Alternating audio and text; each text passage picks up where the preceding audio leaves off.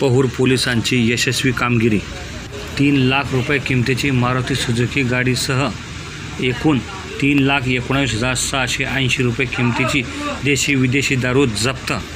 महात्मा फुले जयंती, Hanuman Jayanti, doctor Babasaheb Ambedkar जयंती यांच्या जयंतीच्या पार्श्वभूमीवर पूर्वसंध्येलाच पहूर पोलिसांनी यशस्वी कामगिरी करत पहूर पोलिसांनी आपला ठसा उमटविला आहे।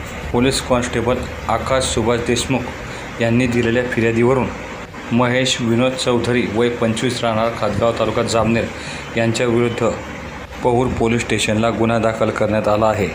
पहूर पोलीस स्टेशनचे पोलीस निरीक्षक सचिन सानप यांच्या मार्गदर्शनाखाली PSI Bharat Date, PSI Ganesh Suste, police head constable Vilas Chavan, Jijabrao Kokane व त्यांचे सहकारी तपास करीत आहे।